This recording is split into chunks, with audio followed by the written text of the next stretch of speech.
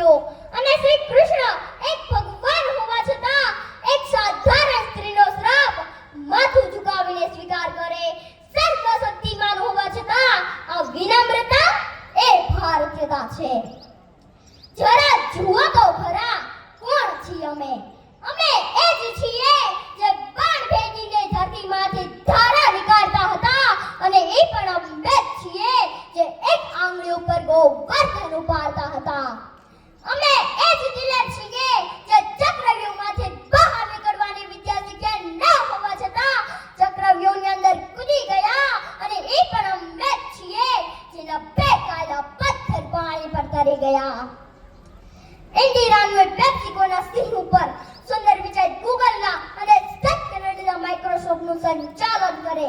દુનિયાના સૌથી ઊંચા અને પાવરફુલ હોદ્દા ઉપર ભારતમાંના રાજના દીકરા દીકરીઓ બેઠા હોય, આ ભારતીયતા છે.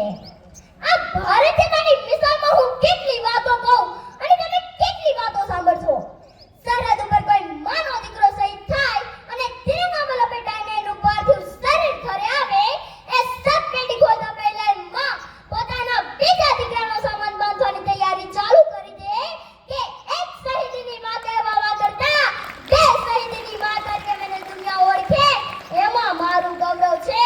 અને સ્વાર્થ દેશ પ્રેમ એ ભારતીયતા છે. 26/11ના મુંબઈ પર થયેલા આતંકવાદી હુમલામાં આતંકવાદીઓ નિર્દોષ માસૂમ લોકોનું લોહી રેડતા હોય. ખતરામાં ખાલી એક જ શહેર હતું, પણ કેરળથી લઈ કાઠિયાવાડ સુધી આખા દેશના લોકોના જીવ બધાર હોય. વસુદેવ કુટુંબકમની ભાવના એ ભારતીયતા છે. અમને મારતાય આવડે અને બચાવતાય આવડે. દુશ્મનો માટે અમે મિસાઇલો અને ટેન્કો બનાવ્યા, પણ દુનિયા આખી જ્યારે મહામારીમાંથી પસાર થતી હતી ત્યારે વેક્સિન પણ આખી દુનિયાને અમે જ આપી. ભારતના હનુમાન ખાલી ત્રેતાયુગમાં સંજીવની બુટી લઈ આવી અને લક્ષ્મણની રક્ષા કરે એવું થોડી છે? આ કળિયુગના હનુમાનો સંજીવની બુટી વિમાનોમાં ભરી અને આખી દુનિયામાં મોકલે અને વેક્સિન ઉપર લખે કે સર્વે સંતો નિરામયા, કે ઈશ્વર ખાલી અમારા એક ઉપર નહીં પણ આખી દુનિયા ઉપર કરે દયા. દુનિયામાં સૌથી પહેલા કોઈ પુસ્તક રચાયું હોય તો આ દેશમાં રચાયું છે. સૌથી પહેલા કોઈ એક કાવ્ય ગાયું હોય તો આ દેશમાં ગાયું છે. સૌથી પહેલા જે કલા, સભ્યતા અને વિજ્ઞાનને જન્મ લીધો હોય તો ભારતની ભૂમિકામાં જન્મ લીધો છે. દોસ્તો માટે સ્વાગતમ ગીત છીએ અમે, અને દુશ્મનો માટે મુદ્દો જવાબ પણ છીએ અમે. અમે જ અહિંસા અને ઇન્કલાબ પણ અમે જ ગૌતમ બુદ્ધ અને રાણા પ્રતાપ પણ અમે. અમારી નમ્રતાને જો નબળે સમજી લીધી તો બહુ પછતાશો. વાંસળી વગાડનારી આંગળી સુદર્શન ઉઠાવશે તો તમે ક્યાં જશો? હમ જબ બસ જ્યાં રહે, आंधियों से खेले हैं, बिजलियों के बाले हैं, हम शांति का सवेरा है, हम इंसानियत के उजाले हैं, पहचानो हमें दुनिया वालों, हम इंडिया वाले हैं.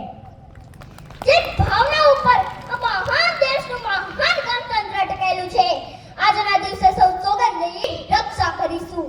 કાટને સે કટેંગે નહીં, બાટને સે બટેંગે નહીં. આપણે ભલે કે 9 ધર્મો, 3000 જાતિઓ, 300 ભાષા બોલીઓમાં આપણે વિભાજિત છીએ તો શું થયું? પણ આપણા સૌનું મસ્તક એક સાથે એક જ જગ્યાએ નમતું હોય તો એ આપણા દેશનો તિરંગો છે. મારી પ્રાર્થના છે કે આપણી નસોમાં ખાલી લોહી નહીં પણ ગંગા જમુનાના નીર વહે, અને આપણા હૃદયના ધબકારામાં આપણો ભારત ધબકતું રહે, અને આપણી ભારતીયતા હંમેશા અમર રહે.